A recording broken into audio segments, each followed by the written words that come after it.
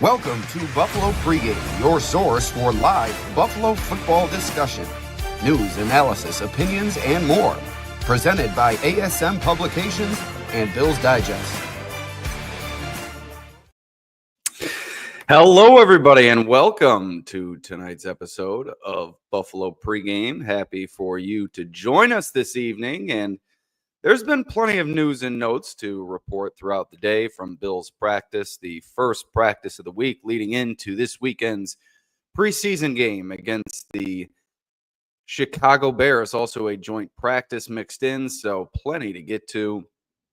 On today's episode, we also bring in Emory Hunt of Football Gameplan and CBS Sports to take a look around the AFC East and what has really been going on with the Jets. Emory has been at Jets-Giants joint practices, so interested to hear what he has had to watch out there and any other updates he has from any other team in the AFC East. So looking forward to that. But first, like I said, a lot of updates to be had from the practice field this morning in Orchard Park as the team returned from St. John Fisher University. I'm sure that was a much welcomed return from several players and coaches, getting back to a little bit more friendly confines and their home base there in Orchard Park. So before we get to that, each week on Buffalo Pregame, I'll provide updates on the NFL, NHL, and more via daily articles, podcasts, videos, and more. Be sure to like, share, and subscribe on the YouTube channel. Please like this post, hit that like button, and be sure to share it with your friends as we're trying to spread the word on YouTube and really grow that channel and give Bills Mafia the daily grind and the daily updates that they're yearning for this time of year, with the preseason in full swing and the regular season coming up very, very soon. But like I said, please subscribe to Buffalo Pregame on YouTube and also the Buffalo Pregame with Alex Brasky Substack account. Both of those are free of charge. All right, let's get into it. Before we get to our conversation with Emory Hunt from CBS Sports, we begin with another chapter in the James Cook contract saga. Yes, I do classify it as a saga. I have for quite some time, as this has been very interesting to follow, as James Cook was not there for the voluntary portion of the offseason, was there for the mandatory portion, showed up for the start of training camp, held out midway through training camp, did not play in the Bills' first preseason game, and now has returned to practice on day one leading into preseason game number 2. And we'll get to some Sean McDermott comments in a little bit, but Cook returned to practice after a 4-practice hold-in that spanned 9 days and also included, like I said, that preseason game. He did participate in full at practice today, so it doesn't appear as if he's hemming and hawing. It appears as if he's once again fully back for his team, and you saw a little bit of an embrace between Cook and Josh Allen before practice, captured by Thad Brown. And I'm sure Josh Allen is happy to have his running back into the fold. As Sean McDermott said before practice, quote, "I would say that things have changed. And yes, we have had conversations with James, good conversations, as I've mentioned before. And the information that we're getting is that he is moving in the direction of practicing today. We'll see in a few minutes here, but that's that information we've got." So it remains unclear if the team is nearing a contract extension with Cook. It doesn't appear as if McDermott was willing to go that far, or even to go as far as to say the hold-in is complete. But with Cook returning to the practice field, for now, we're going to say the hold-in has ended. It could start back up again. We've seen how crazy this whole story has been throughout the course of the offseason and preseason, so I wouldn't put anything past James Cook at this point. But this appears to be a positive step. But then again, this has been such a difficult situation to read. I'm not sure really what to make of it. James Cook did warm up before the preseason game, came out with his helmet on, but did not participate. We all saw the photo of him in his sunglasses and his beanie walking off the field with typical James Cook expression.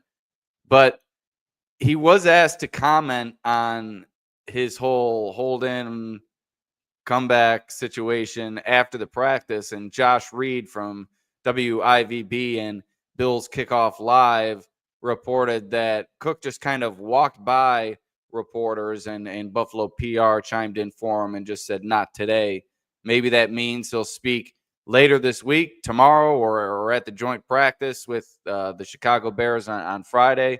But who knows at this point with James Cook? He was also approached by Tim Graham after the first preseason game on his way out of the locker room and declined comment as well. So at this point, until we hear from the man himself, it's tough to determine what he's been trying to accomplish through his recent actions, the hold-in, hold-out situation. So that'll just be something that we continue to monitor with James Cook and whether or not he's on the practice field on Wednesday and then on Friday with the joint practice before the two teams, the Bears and Bills, suit up on Sunday night for the second preseason week.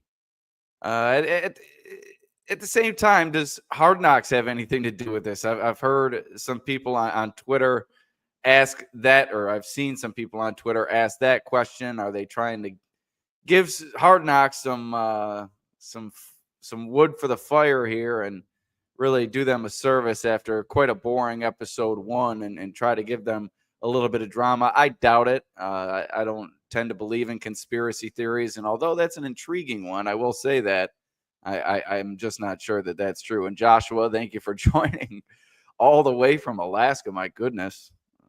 I think it's the time of year where they're seeing sunlight year round. I don't know if I have that correct. My meteorology is not up to par, but I think Cook knew this is what Hard Knocks may have had to do with it. I think Cook knew that it's going to be a storyline on the show one way or the other. I don't think he held it in to give them the storyline, but he knows going into this week that on episode 2, his absence and his hold-in is going to be a storyline, and maybe he wanted to give Bills fans a little show of good faith at Tuesday's practice, because if they watch that episode tonight at 9 p.m. and James Cook is a major part of the episode and it's not really a great look for him, does Bills Mafia start to turn on him a little bit more than a small portion of the fan base has already? I've already seen in my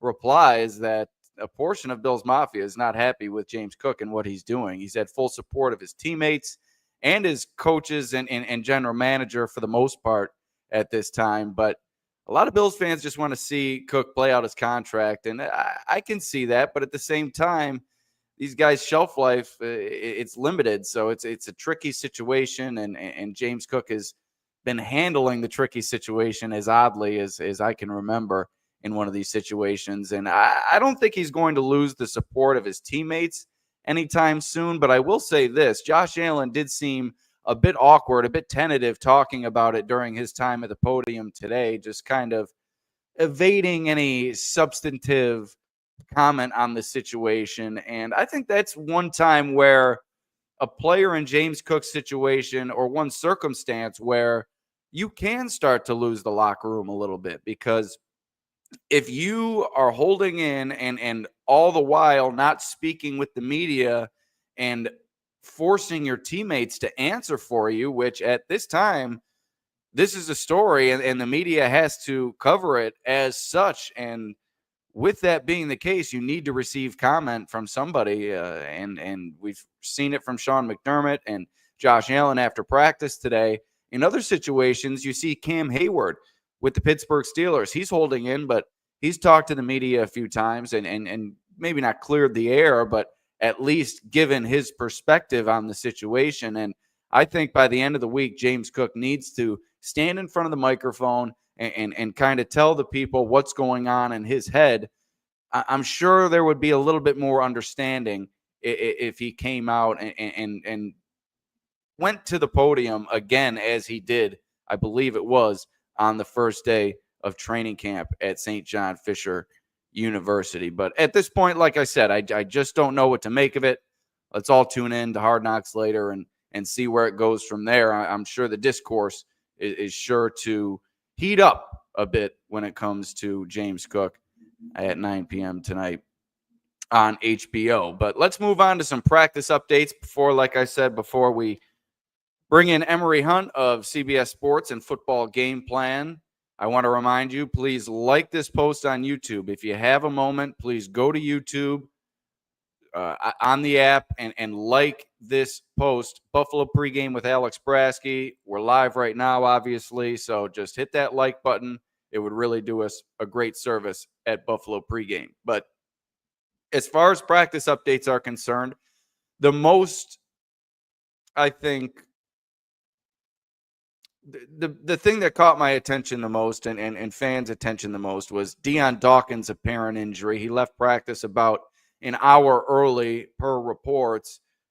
No one that was there at practice really saw the injury, so kind of unknown nature at this point. But Elena Getzenberg of ESPN after the practice apparently spoke with Dion Dawkins, and he, quote, smiled or smirked and danced away after she asked him how he was doing. So it seems like Dawkins averted crisis in this case. It doesn't seem like it's anything significant at this point, but we'll see when the Bills get out there for practice on Wednesday whether or not the Bills' left tackle misses any time here. They're already a little bit down on the offensive line, and we'll get to it here in a moment. But hopefully Dion Dawkins does not join a growing injury list for the Bills heading into their second preseason game. As you saw Dawkins struggle a little bit in the first preseason game, I'm sure he'd like to have a little bit of a bounce back performance at the very least during the joint practice this week against the Bears, and hopefully an injury doesn't prevent him from doing so. Several players still have not returned to practice for the Bills, but a few do appear to be working their way back. Good sign for Khalil Shakir. Matt Perino posted a video that Shakir has removed the walking boot that he was wearing last week after sustaining that high ankle sprain. He is on track for that week 1 return, as the team revealed, or Sean McDermott, I believe, revealed last week. Also, Alec Anderson, Curtis Samuel, as a video from Sal Capaccio showed, both of those two seem to be nearing a return, as Curtis Samuel's been out for quite some time with a hamstring injury. Alec Anderson has been out for a little while with a knee injury. Both appear to be ramping up their activity with athletic trainers and nearing a return to the practice field.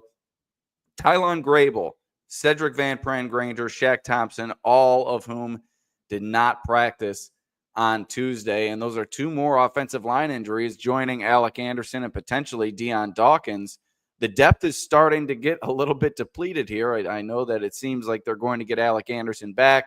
Doesn't seem to be anything significant for Dion Dawkins, but this could be a chance for Chase Lunt. We saw the rookie in the first preseason game really perform well. I believe he had 32 or so pass rush snaps, didn't allow a single pressure, and he played both guard and tackle. So I think this could be a good opportunity to see Chase Lunt maybe elevated in the pecking order heading into the joint practice or that second preseason game against the Chicago Bears.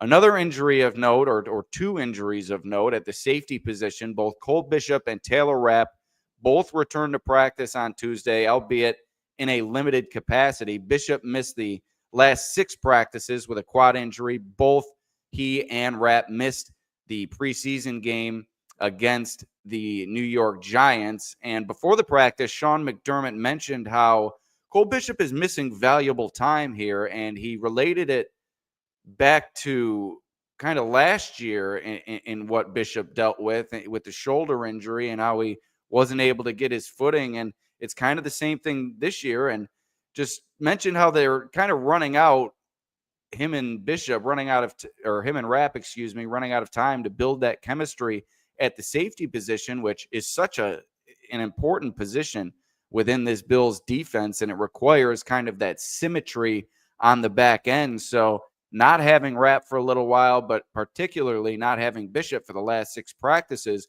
has disallowed them from gaining that rapport. And it seems like at this point, McDermott is comfortable with DeMar Hamlin back there at safety and kind of that chemistry that he and Taylor Rapp built throughout the course of Damar Hamlin's starting role last season. So there's a lot of Bills fans out there that don't want to see Damar Hamlin at safety for the Bills. But I'm telling you right now, as the days go along here, and as Sean McDermott stated, as time is running out, there is more and more of a chance that we will see Damar Hamlin starting at safety for the Bills come week 1 or perhaps beyond, as this time is so critical for Cole Bishop and his progression. And he's just turning into maybe not injury prone, but injury concerning here for Cole Bishop, as he just hasn't been able to stay on the field with any consistency. He missed the time last year. He missed time during the offseason program, and he's missing time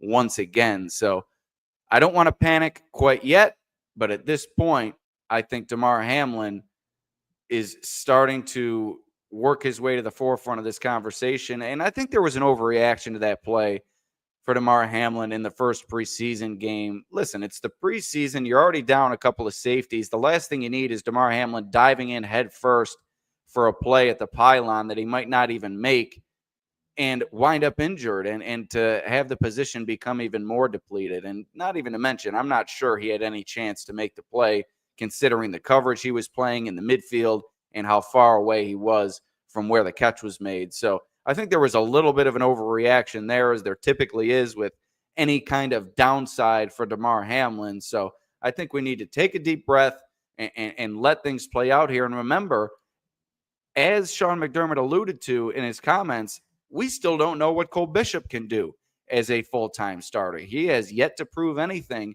in terms of reliability, availability in the preseason, and getting out there and showing it in game reps. So this is a big week for Cole Bishop. He needs to get back from injury. He needs to be out there for the joint practice, needs to be out there for the second preseason game. And I think they're going to maybe not fast track, but maybe get Rapp ready a little bit faster than maybe they would in past circumstances, just due to the fact that those two need to start working alongside together starting this weekend. But Bishop was limited, a good sign, alongside Rapp, so he may be able to play both of them in the preseason game. And Derek Forrest also limited on Tuesday. And there's been a lot of talk, at least on my page and Scott Blakely, Bishop, a disappointment with these injuries. I agree. It has been disappointing. He seems to have all the talent, but availability is an ability as well. So we'll see if he can get back out there.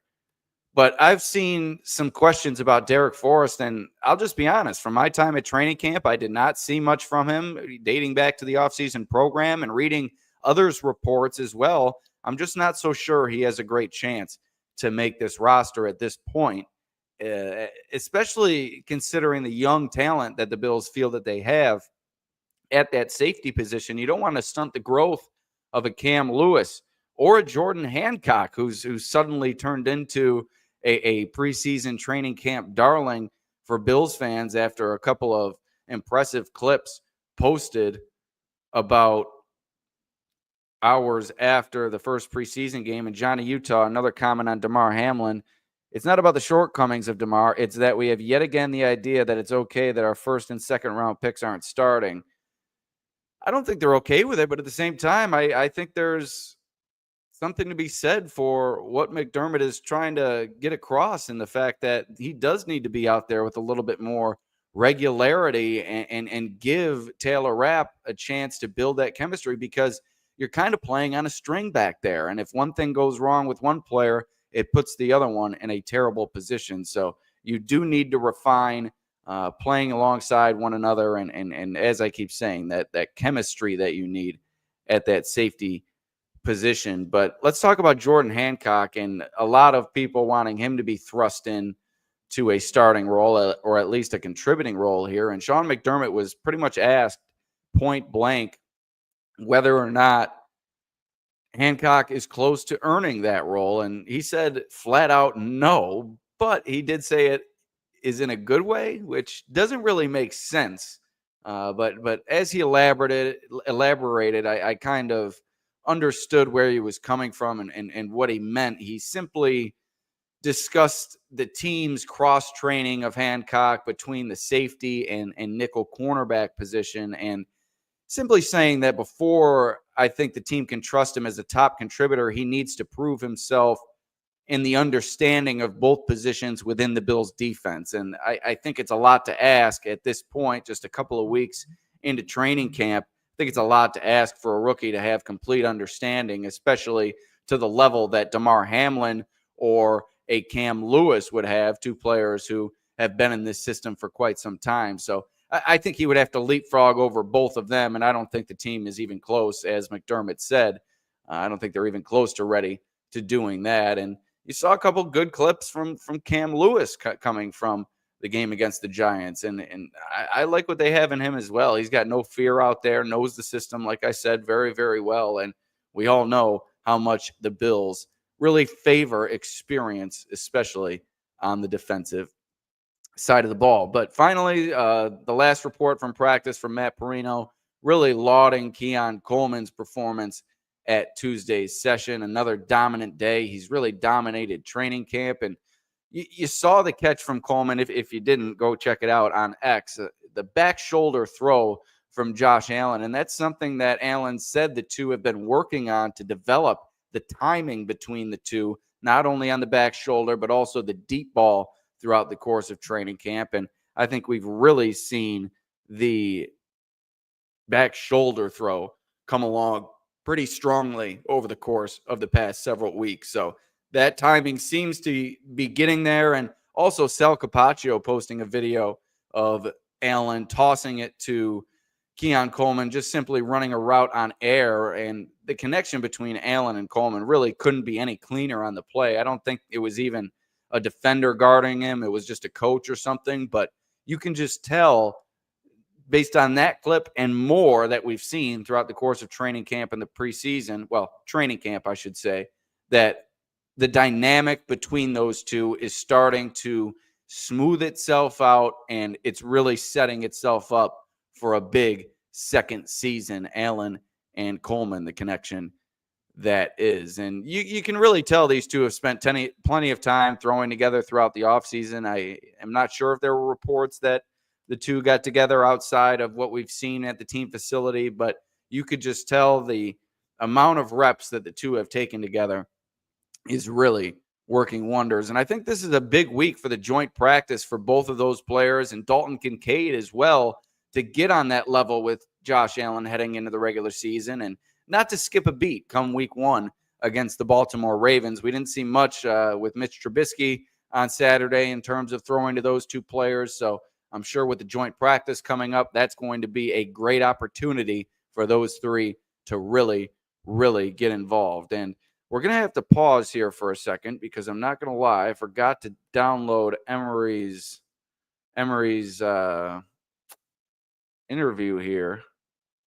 And I want to make sure that our pre-chatter doesn't get in there. So very grateful for Emory Hunt of CBS Sports and Football Game Plan to come on the show. We take a look around the AFC East. First, we touch on a little bit of Bills talk. We get Emory, a former player, I believe the Ragin' Cajuns out there.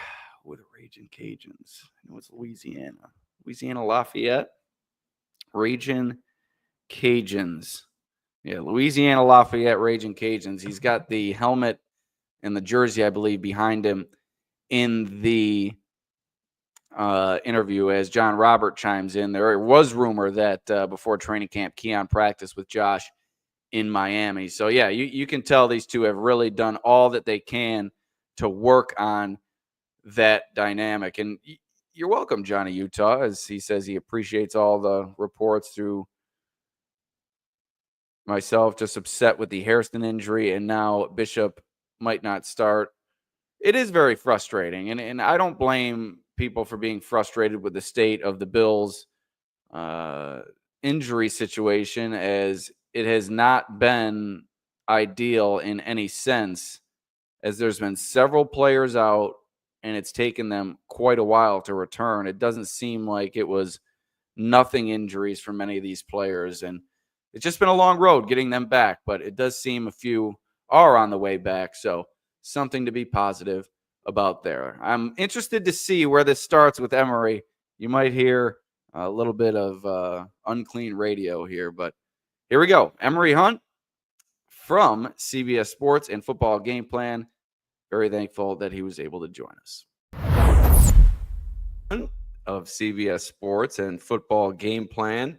Very gracious to join us here on today's show and going to bring us a little bit of Bills perspective along with a look around the AFC East, which I think is valuable at this time of the preseason. Things starting to heat up, week one closing in. So we bring in Emory. And my friend, how are you? I'm doing fine, man. I appreciate you bringing me on the show. Yeah, you got it. You got it. And we'll get to what you do at CBS Sports and Football Game Plan at the end. But I want to start off this conversation with any significant takeaways you've had looking at the Bills offseason, preseason, training camp, anything that has stood out significantly to you. Being on the local side, there's been a number of storylines, a number of players that are starting to step to the forefront, but more from a national scene. What have you been seeing? What is your biggest impression or takeaway from this offseason, preseason training camp? Well, I like how they leaned in on defense and thought that, hey, this is where we're going to make a strength even stronger. So you go out and get Joey Bosa in any iteration, however long you think he's going to be out there on the field. Well, you hope 17 games, but if he gives you 8 games situationally in certain spots, you'll take that, right? But then you draft Landon Jackson, you out and get TJ Sanders. I'm a big fan of Harrison, the corner, and how he is, and when he gets back out there healthy, ready to go. So, I like that they leaned in on defense and thought, hey, if we could just be dominant defensively, our offense should take care of itself because they're pretty solid on offense. I know people look at the receiver position, but, man, when you're able to run the football like Buffalo can, and that was a big thing last year, I just think that this team should be considered one. Obviously, they're considered one of the best in the AFC in terms of should be within the mix for the AFC title game. But I like how they went attack defense more so than anything in the offseason.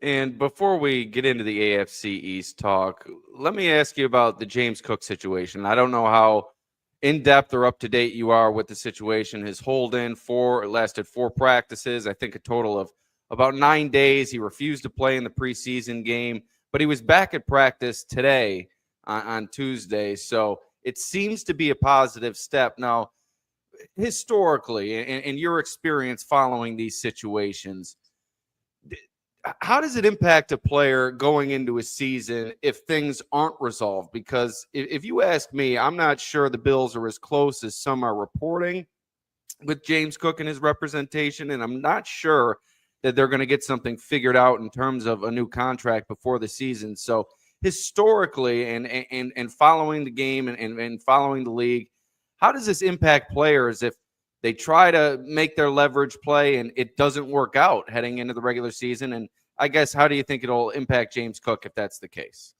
I would say imagine it in the regular professional world, and you're a contractual employee, right, and you're entering the final year of your deal, and you hopefully want to have that security of having something done so you won't have that to think about while you're trying to do your work. Yeah. But imagine now it doesn't get done. You go into the job and you're trying to do your thing, and every day you're thinking, oh, man, are they going to let me go?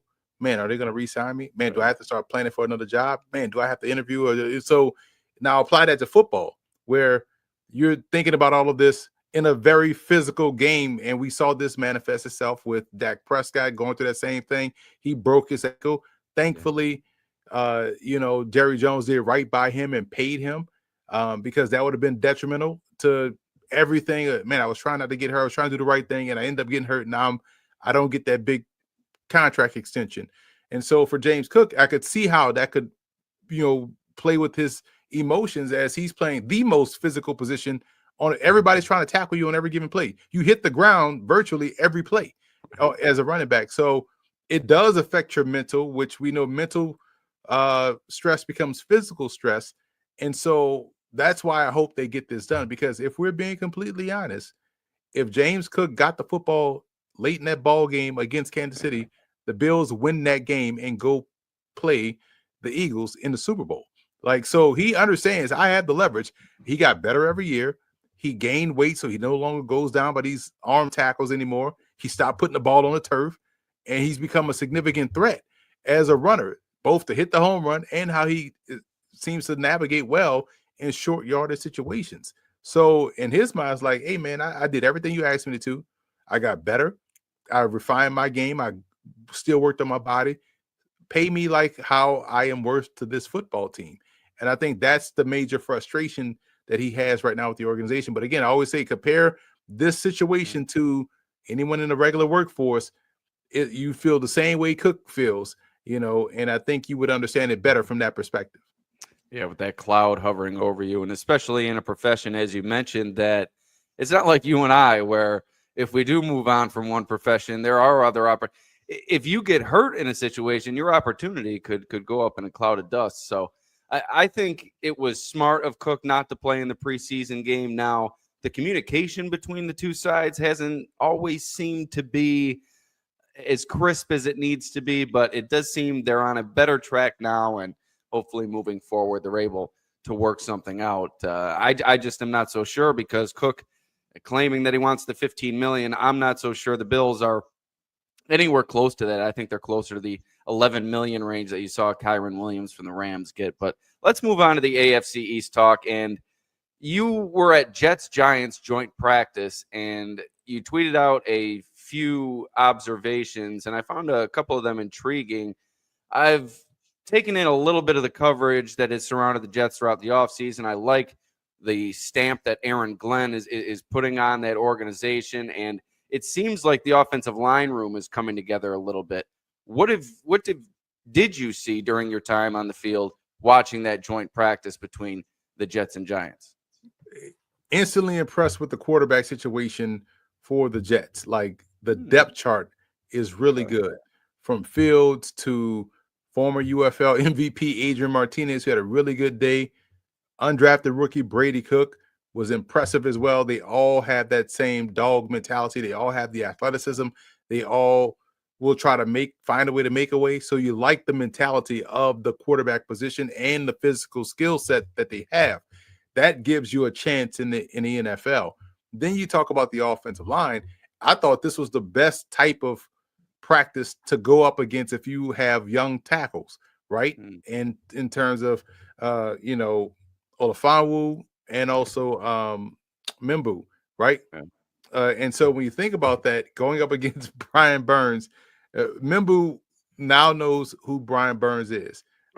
Like, he had himself a fantastic day. And then you have Abdul Carter and Kayvon Thibodeau. Then you have Dexter Lawrence on the inside. This was a great test for this Jets offensive line. I can't wait to see what's going to happen tomorrow in East Rutherford when they go back at it again. So it's an iron sharpens iron situation, but you like how they look and you like how they compete. You like how they play. So I came away very impressed with the Jets up front. The Giants had their way today. We'll see what the answer would be tomorrow.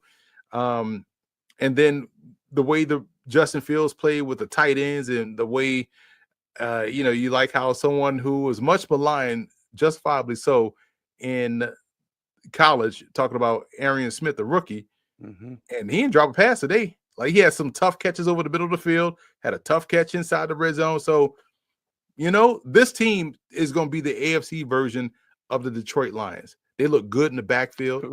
This team is going to be, now they're probably one more receiver away from really balancing the field, because it's Garrett Wilson, and then it's the two tight ends in Ruckert and Taylor. If they can find a number two wide out to be consistent, and maybe that's Tyler Johnson, who had a big catch today, like, this team is going to be a sleeper. You mentioned that iron sharpens iron. We saw that from the Bills' perspective going up against that Giants defensive line. Abdul Carter, ooh boy, he's going to be something special. We had Brandon Tierney, I think, of WFAN, already declaring him the next superstar of New York City. I think we might need to pump the brakes on that and let him develop a little bit, but he has impressed early on. And when you look at it from the Jets' perspective, how about the head coach? Aaron Glenn comes in there. You mentioned they're going to be the new version of the Detroit Lions, and you saw a viral clip of him greeting one of his players coming off to the sideline. He's a no-nonsense guy, and seemingly the polar opposite of Robert Saleh and probably exactly what the fumbling Jets, need at the helm. How comfortable are you in saying that this is what the Jets need, and Aaron Glenn's future in this league is something to watch? I would love to have been coached by a guy like Aaron Glenn, because he's a straight shooter, and he's going to tell you when you're wrong. He's going to tell you when you're right, and he's going to coach you up. It's the expectation that I like about him. That's why he jumped in his player's face coming off the field, and it's like he ain't do it just for the sake of screaming. It's like, man, we have an expectation. This will lose us ball games if you do this in the regular season. And then you think about that, you're like, dang, man, you're right. You know what I'm saying? And then you tighten up and go back out there on the field and go and make a play that he's going to be the first one out there on the field to jump high five you, right? Because that's you saw that with Fields. Exactly. That's exactly what you want. And speaking of Justin Fields, this was the part that people kind of gloss over. He played against Fields, coached against Fields multiple times in Detroit. And when he got the head coaching job with the Jets, who was the first person he went to go sign? Justin Fields. Mm-hmm. So that tells you a lot. When what he thinks about Fields, what he expects from Fields, what he loved about Fields, what he sees in his game and his potential. So that tells you a lot of everything without really saying anything.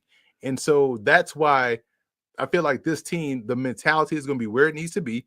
We've seen them compete well with Buffalo. We've seen them beat Buffalo with Zach Wilson. Yeah. You know what I'm saying? So this team now better at quarterback, still have the defensive elements of being aggressive.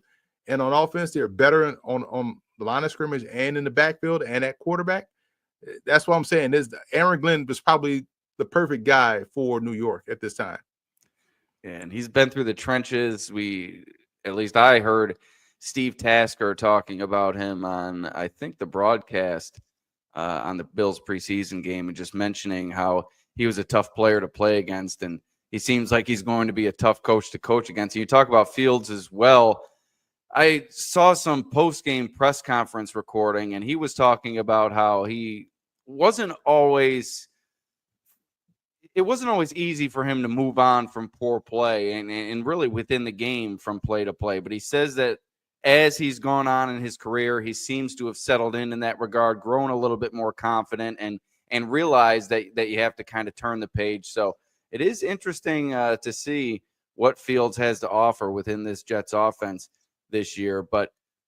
And you look at the Breece Hall situation, how they might get rid of him, and you speak to the strength of the running back room. Maybe that's why they're so willing to move on from a player like that. But let's move along the AFC East. We got you for a few more minutes. I'll just ask you a quick question about the Patriots. It seems to me that they're coming along as the second best team in the AFC East. I really like Drake May, and Mike Vrabel is one of my favorite coaches in the NFL. And you put Josh McDaniel at offensive coordinator, what he can do creatively. And I think Stephon Diggs, if he can stay healthy, is going to play a significant role in that offense. And along with that, you've seen what they've added up front, really on both sides of the ball. So what's your interest level in New England in terms of a playoff contender this year? Do you think they have that in them, or how do you view the Patriots? I feel like they're a year away from playoff, but they are this year definitely a 7 or 8 or even 9 win team.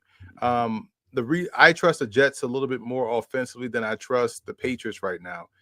For a lot of the same reasons I listed for the Jets, like Stephon Diggs is a good player, but who else outside of him on that receiving core scares you? Not really much, right? And right now, Drake May to me is more comfortable taking off and running than he is just to sit back in the pocket, scanning and making the throws. And he has to really start to protect the football too a little bit better. But he's young, so he still can grow. He could take that step this year.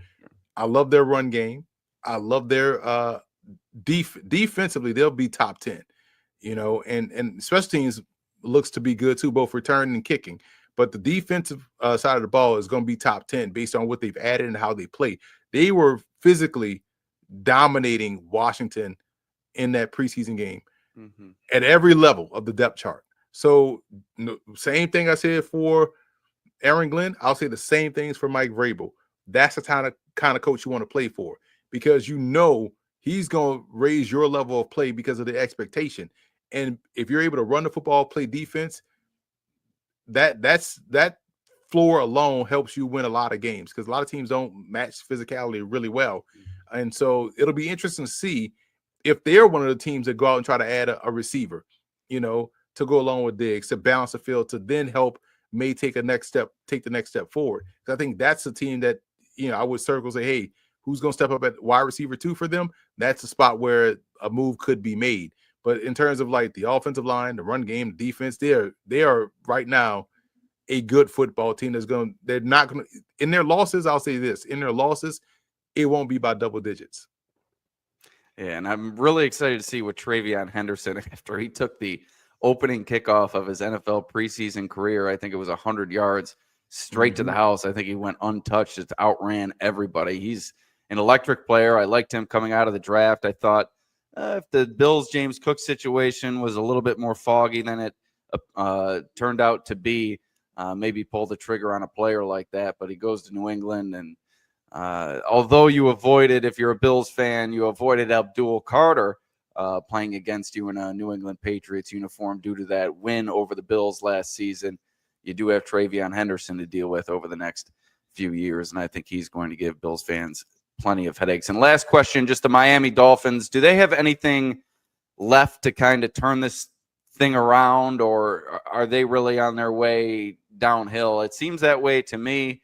Tyreek Hill dealing with an injury, maybe on his way out the door, and trade talks have been circling him. And we all know Tua is kind of one big hit away from going out, unfortunately. And I'm just not sure Mike McDaniel is head coach material and proving to be. But what's your view on the Dolphins as they move forward into the regular season? They're still explosive, so they always are going to have a puncher's chance on both sides of the ball, to be honest, because they have, Tyreek Hill, you have Jalen Waddle, you have Tua's accuracy, and those receivers don't need to get deep down the field to have an impact. You throw them a quick slant, and they have the ability to hit the home run. And so the run game, they have speed in the backfield. Now they do take a hit depth-wise with Alexander Madison being out for the season, but Ollie Gordon might be the blessing in disguise for them because I think that's who they need in these short yardage goal line situations. And he also has that good acceleration because that troubled me in that Chicago game. Early in the game, the goal line stance by Chicago. And when you have that outside zone type of influence run game, 20 to 20s, you're going to be able to move the ball, run the ball. Yeah. But once you get inside the 20, I said this on CBS, it was like when running the ball like that, it's like going from running the football in a parking lot to running the football in a classroom. And at some point, you're going to have to get north and south. And if you can't match that physicality north and south, then you're going to see what you saw against Chicago a lot. And but on defense, they got pass rushers. They got Phillips, they got Chop Robinson, Bradley Chubb. Like they got guys that can get there, right? And so you worry about the back end because that's where all the injuries happened. So they could be in a lot of high-scoring games.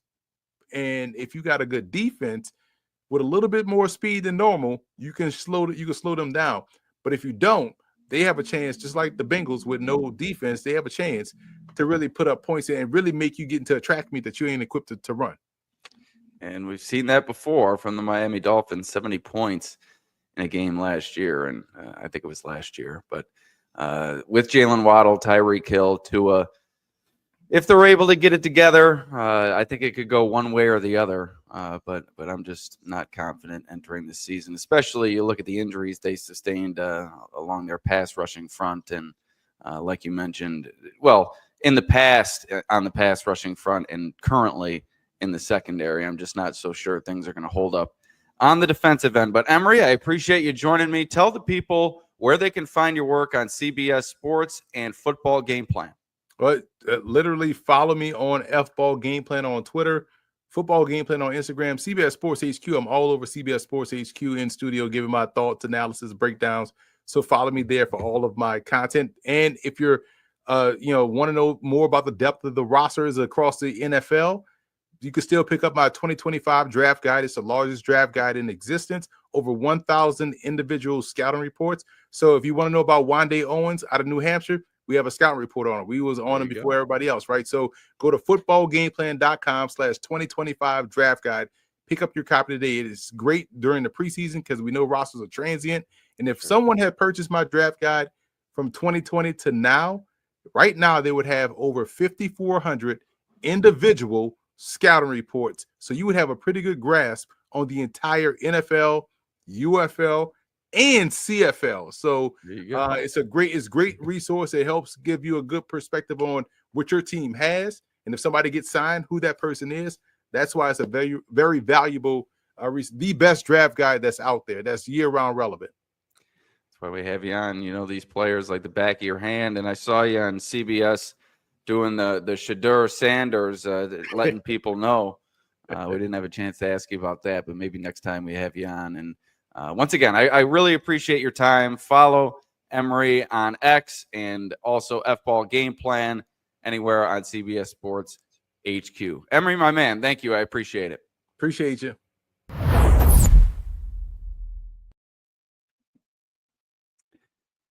All right. Big thank you to Emory for joining us on today's show, as I can't figure out how to get myself on the full screen. There we go. All right. We're back.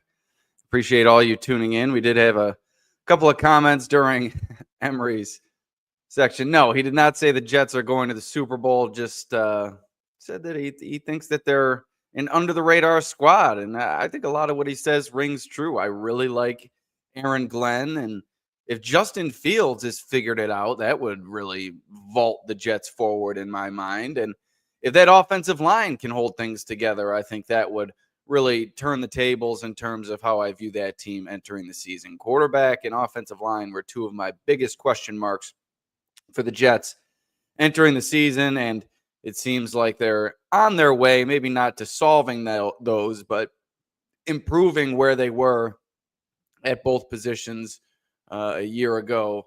Rodgers, a decent season, but I think there is more meat on the bone there, and maybe a more mobile player, somebody a little bit more dynamic like Justin Fields has a little bit more to offer, especially where the Jets find themselves. As John Robert comments, they don't have many offensive weapons. Emory did say he really enjoys watching the running back room at today's joint practice with the Giants. So if they are to get rid of Breece Hall, it'll be interesting to see where they go next. I haven't followed it all that closely, but you're right. Along the outside, with Devontae Adams no longer there, they don't have much more than Garrett Wilson. So it's going to be a lot of Justin Fields and what he can do and what he can create within that Jets offense. And then you look at the Patriots, and Mike Vrabel, like I said, is one of my favorite coaches in the NFL.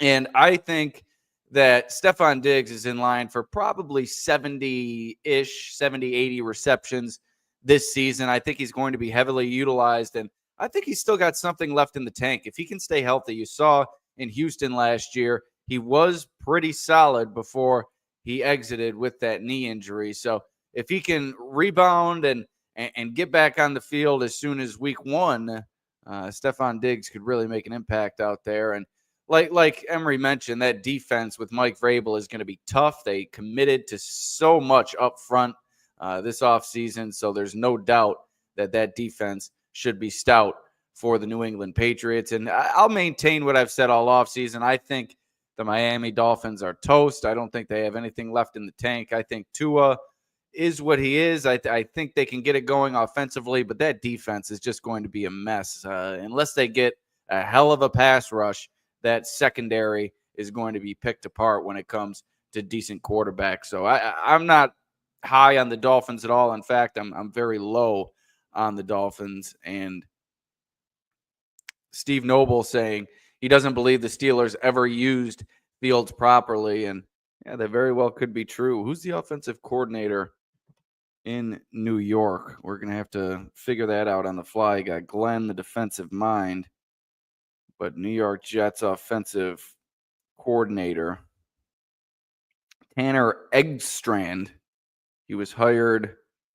He's the passing game coordinator for the Lions under Ben Johnson. So some continuity there. So maybe we will see a little bit better usage of Justin Fields on the Jets this year. But when you look at the AFC East as a whole, it's obviously Bills far and away better than any team. Beating a dead horse here, but wanted to get Emory in and discuss those other teams and who he views as the closest to nipping on the Bills' heels as they pursue another divisional title this season. But let's close it out with a few more Bills topics on the show. Be sure to hit that like button. Thank you for everybody tuning in. We're trying to grow the YouTube channel. So if you're watching on X, or if you find yourself regularly watching on X, or maybe you're listening on the podcast side afterward, go to YouTube, hit that like button, subscribe. Buffalo Pregame with Alex Brasky. It would really do us a big favor. So Ray Davis, there was a little bit of a topic to discuss with him. He was on One Bills Live with Steve Tasker and Chris Brown in the parking lot at One Bills Drive, interestingly enough. But he said that he's down about 15 pounds from his listed weight. He's listed at about 220, says he's down to about 208, says he feels lighter, faster, wants to do more within the Bills offense. Believed he was used as more of a short yardage bruising back last year, but wants to show the ability to spread his wings in this Bills offense. And hey, the more you can do, we already saw him kicking the PATs. If he can maybe be a little bit lighter on his feet, have increased game-breaking ability, that will certainly increase my confidence in him to take over more of a workload role that we've seen James Cook take on the past few seasons. So Ray Davis, lighter on his feet, feeling fresh as ever, and ready to take his game to another level. Josh Allen's old coach, Craig Bohl from Wyoming, was at the practice. Several reporters interviewing him and posting video. Wyoming was one of the two schools to offer Josh Allen in college, Eastern Michigan being the other, and that's got to be a special bond that Allen holds with his former head coach. I know that Allen is really committed to expressing his love for Wyoming and go Pokes whenever he's asked about it. So I'm sure that love spreads to the head coach, and you saw a great embrace between the two today. Bohl said the competitive nature that Josh Allen showed is really what led him to recruit him as a young athlete coming out of high school. And he talked about his instincts as a head coach, and sometimes you just got to follow your instincts with players like Josh Allen. And he said he saw greatness in the young man, and boy, as it turned out to be great in terms of the Bills drafting Josh Allen to their team. And the question for Bohl was always, could Josh Allen refine his ability? He understood the raw athleticism, the raw throwing power, all of that. But the question was, could he rein it all in and really focus his energy in the right way? And he seems to have in his NFL career, coming away with the MVP. And it's got to be a legendary story that Bohl will tell forever. I recruited and was one of the only two schools to recruit the future NFL MVP. So good to see that embrace between the two, and just good to hear some of those stories from Coach Craig Bohl from Wyoming. In a few hours, we have Hard Knocks coming up, episode 2. I'm hearing that Joe Andreessen is going to be featured. And yes, that's one of the reasons, or one of the topics that was talked about today. Josh will be in the Wyoming Athletic Hall of Fame. I mean, that kind of goes without being said. He's a legendary quarterback in the NFL. So if he doesn't make his college Hall of Fame, we've seen Shedeur Sanders make his college Hall of Fame for doing a lot less. But Hard Knocks coming up. I'm hearing Joe Andreessen is going to be featured. Fatty Beer Company tweeted out that the Hard Knocks cameras were actually in one of their locations talking with Joe Andreessen, who's a part of their mug club. So be sure to tune in for that. And also expect them to talk plenty of James Cook. They didn't get any drama in the opening episode. Probably by design and exactly how the Bills wanted it. But I expect them to talk some James Cook and put some of that footage of him being on the sideline that first day of his hold-in. He wasn't on the field really at all those following 3 days, but I anticipate some footage from that first day of the hold-in and some discourse surrounding the James Cook hold-in situation. And then Keon Coleman didn't get a whole lot of love in the first episode. They really focused on Tre'Davious White. I think he was the main topic of conversation. I think I've used topic today quite a bit. I got to come up with another word, but Coleman is going to be a focus. There you go. Today on Hard Knocks, I believe, coming up this evening. And we saw a preview clip on X of KJ Hamler. He got a new scooter. He had the kid scooter from Target. Got one that I believe he said was $4,000. So be sure to tune in for that. KJ Hamler, quite the character on the Bills roster. So I'm excited to tune in for that and to look ahead to practice tomorrow and the Bills joint practice with the Bears coming up Friday. Be sure to follow all these great men and women on the beat, their reports that I've been sharing on my X account and shared with you today on the podcast. And Steve Noble has a question. Alex, what do you think will happen with Curtis Samuel on 53, traded or IR? And sure, we'll end the podcast with this. This is what I'll leave you with. I posted it yesterday. Could I entice the 49ers into trading for Curtis Samuel and kind of doing that tongue-in-cheek? I don't wish any ill will on Curtis Samuel. I'm not one of those people who hate on these players, but I just think it's run its course with Curtis Samuel with the Bills. He waited around, didn't wait around. The Bills waited around for him to get healthy all season last year, and you saw what he could do late in the year. He did contribute at a small level, but it appears once again he's set to limp into the regular season in some sort, and I'm just not sure that you can rely on Curtis Samuel's services. And if you feel that a Tyrell Shavers, a Christian Wilkerson, a Laviska Shenault is not going to make it back to the practice squad, and you feel good about those guys, you might have to part ways with Curtis Samuel because the reliability, the availability just has not proven to be there. And I don't know that you can rely on it going into a season in which you hope to win a Super Bowl. And you have other players that can fulfill his skill set, particularly with Elijah Moore, who I think is a dead set lock to make this roster. So there is the financial side to worry about with Curtis Samuel. You're going to have to eat a lot of money if you release him. I think about $12 million, and I don't think anybody's going to trade for him at this point unless you throw in draft picks, and I don't think Brandon Beane is ready to do that. So I think you're going to be stuck with Curtis Samuel on the 53-man roster, or you may see him released at the end of the preseason. But at the end of the day, in my opinion, I think Curtis Samuel has run his course, and I would not be opposed to seeing the Bills move on from the gadget wide receiver. So that's going to do it for this episode. Please like, share, subscribe, hit that like button, go to YouTube, hit subscribe, follow along on there, be a part of the conversation through the comments. You can also follow on Facebook, where John Robert is really always a great commenter, and we've had plenty mixing in on YouTube as well. But also grateful for all of you watching on X and hoping to continue to grow this thing from the ground up here on Buffalo Pregame. Also subscribe to the Buffalo Pregame Substack account, also free of charge. We had 3 articles come out today, one on Max Hairston's update, which is something I should touch on. Hairston is now off the crutches that he was on last week, and he has been going through walkthroughs with the team, which is a very encouraging sign. So check out that article on the Alex Brasky Substack page, also articles on Deion Dawkins and James Cook. So continue to follow along with everything we have going on here on Buffalo Pregame, and we will see you next time.